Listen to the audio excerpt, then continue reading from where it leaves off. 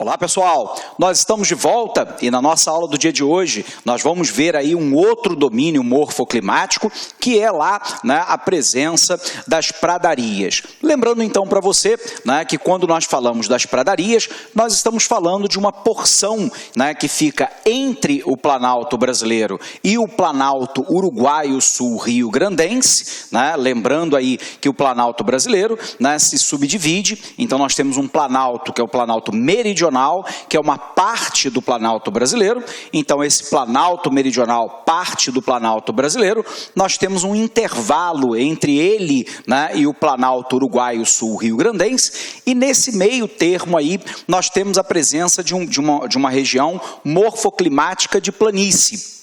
Lembre-se você que planície é quando eu tenho lá, né, uma área mais ou menos plana, normalmente abaixo de 300 metros de altitude e aonde predomina lá, né, o acúmulo de sedimentos. Nessa área de planície, lembrando que nós estamos falando mais ou menos aí do sudeste gaúcho, numa região que tradicionalmente recebe o nome de Pampa.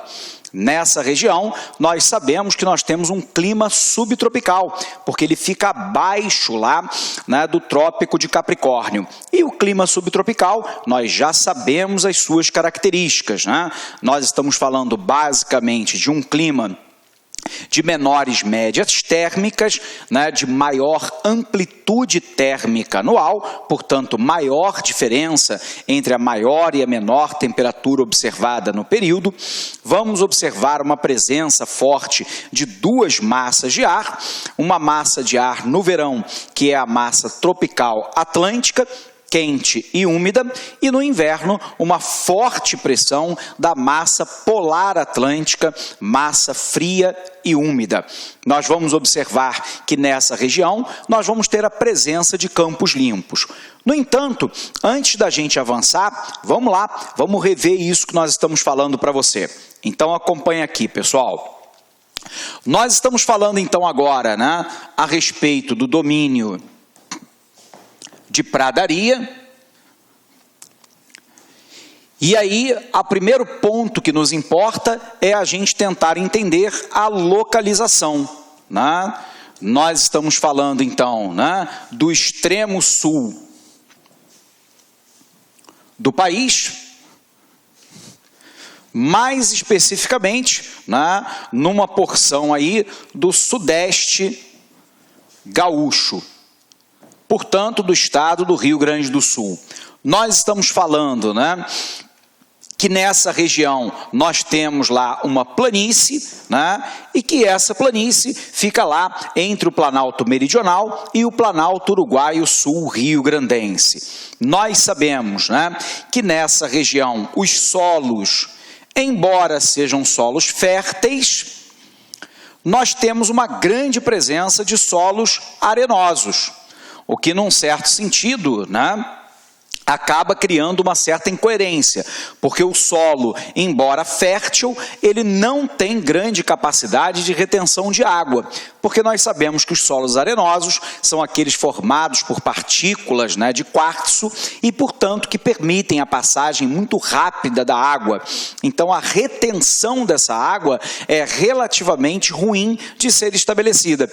Daí que, nessa região, virtualmente, não se estabelecem vegetais mais complexos. O que se estabelece lá é basicamente vegetais simples, formados sobretudo por gramíneas. Bom, então o que nós temos aqui, né? Nós temos um domínio de pradaria, a localização é no extremo sul do Brasil, mais especificamente lá na parte do sudeste gaúcho.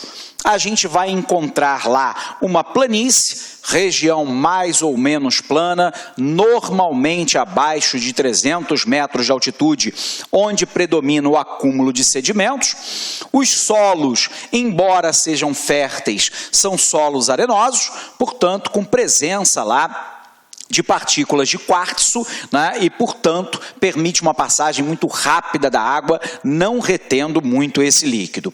Mas nós vimos também as características de clima. Então, vamos lá, vamos colocar o clima aqui para você. Quando nós falamos, né, a respeito do clima, você se recorda que nós estamos falando do clima subtropical e que, portanto, nós estamos lá abaixo do trópico de Capricórnio.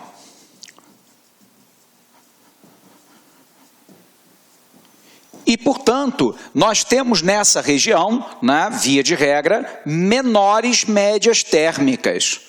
Lembre-se você que quanto maior a latitude, menor é a temperatura. Como eu tenho aqui uma área de alta latitude, lembrando, latitude é a medida em graus a partir da linha do Equador. A medida do Equador em direção ao sul e em direção ao norte me dá a latitude. Nós aprendemos lá em fatores do clima que quanto maior a latitude, menor a temperatura. Como essa área das pradarias se encontra em elevadas altitudes, automaticamente eu tenho menores médias térmicas. Nós vamos perceber uma maior amplitude, corrigindo aqui, amplitude térmica anual. E aí você se recorda que a amplitude térmica anual é lá a diferença entre a maior e a menor temperatura média observada naquele ano. E o resultado é que a amplitude térmica é maior, exatamente porque no período do verão nós temos uma atuação muito intensa da massa tropical atlântica, que é quente e úmida, dando um clima com temperaturas mais elevadas. Porém, no inverno, nós temos uma grande pressão da massa polar atlântica, que é fria e úmida e que, portanto, faz com que a temperatura desabe nessa região. Então, nós temos aqui a atuação da massa tropical atlântica, lembrando que essa massa que atua sobretudo no período do verão. E no período do inverno, nós temos a presença da MPA, da massa polar atlântica, portanto, aqui dominante no período do inverno, garantindo médias térmicas muito mais baixas do que a maioria das médias no nosso país. Então, o que eu tenho? Eu tenho um clima subtropical, fica lá abaixo do trópico de Capricórnio, menores médias térmicas, maior amplitude térmica anual. Eu tenho uma atuação de duas grandes massas de ar, a massa tropical atlântica garantindo um verão quente e relativamente úmido, e a MPA, uma massa polar atlântica no inverno, que me dá lá uma temperatura muito mais baixa. Portanto, nos interessa agora entender o conjunto vegetativo. O conjunto vegetativo, ele é fortemente marcado pelos campos limpos. Então, vamos lembrar, o que são os campos limpos? É uma vegetação basicamente formada por gramínea, uma vegetação molenga com menos de 50 centímetros de altura. Vegetação essa que forma um pasto absolutamente natural. E por isso a região do Pampa Gaúcho tem uma tradição muito forte da alimentação calcada na carne de churrasco, para churrasco. Isso porque você tem um domínio que tem uma grande área disponível de área verde para a pastagem natural do gado. Lembrando para você que o gado brasileiro, ele é basicamente aquilo que nós chamamos de boi verde, onde eu solto o gado no campo e ele vai à procura do alimento. E, portanto, no Brasil, via de regra, o gado de confinamento é praticamente que inexistente. O gado de confinamento é aquele em que eu confino o gado a uma determinada instalação, normalmente aí junto ao coxo, e lá nós vamos dando a quantidade de alimento que ele necessita, sobretudo na forma de ração.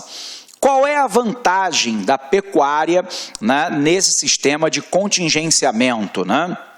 É que o animal engorda mais rapidamente, porque ele não tem perda calórica indo à procura do alimento. O aspecto negativo é que eu tenho um custo, né, por quilo produzido de carne muito maior, porque eu tenho que levar o alimento até o animal. Por um outro lado, no gado verde ocorre o inverso, né? Primeiro, o animal, né, se alimenta basicamente da pastagem natural encontrada no pampa e, sendo assim, o custo por quilo de carne, em termos de produção, é menor. Por um outro lado, o animal tem que se deslocar para poder se alimentar e, com isso, eu tenho um gasto calórico e, portanto, o animal demora mais, né, para engordar. É claro que num Brasil, país de dimensões continentais, com clima e condições de solo e vegetação favoráveis, né, ao gado verde, o Brasil utiliza basicamente esta última técnica, ok? Então vamos apagar aqui e vamos botar isso para você, né? Então o que nós estamos dizendo, pessoal, é que nós temos aí, né, uma vegetação, então vamos lá, uma vegetação formada basicamente por campos limpos, e aí você se recorda que esses campos limpos, a vegetação é formada basicamente por gramíneas, uma vegetação molenga, via de regra com menos de 50 centímetros de altura, formando lá um pasto natural para o gado de corte, né? Então aqui a grande atividade da região, né, é o gado de corte. Revisando com você, presença lá de campos limpos, gramíneas, vegetação molenga, em média com menos de 50 centímetros, lembrando que alguns autores brasileiros identificam, né, o campo sujo, que seria aquele, né, arbustivo, né, com mais de 50 centímetros, mas nessa região basicamente campo limpo e formando então um pasto natural para uma das principais atividades econômicas dessa região, que é lá o gado de corte. Bacana? Bom, precisamos então agora revisar isso junto ao nosso material. Então vamos lá, vamos apagar aqui e vamos rever lá o que nós falamos. Apagando aqui o nosso quadro, nós temos então o seguinte, né? Nós estamos falando aí do domínio das pradarias para você, né? E esse domínio, né, das pradarias, observe, né, ele se encontra lá no extremo sul gaúcho, né, nessa região aqui. E essa região é marcada lá, primeiro, pelo extremo sul brasileiro, mais exatamente, né, o sudeste gaúcho, um domínio morfoclimático cuja extensão é de 45 mil quilômetros quadrados até 80 mil quilômetros quadrados. O relevo dessa região é um relevo de planície.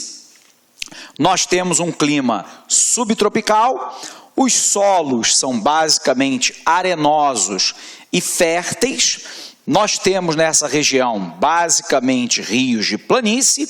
E a vegetação responde àquela nossa ideia de campos limpos.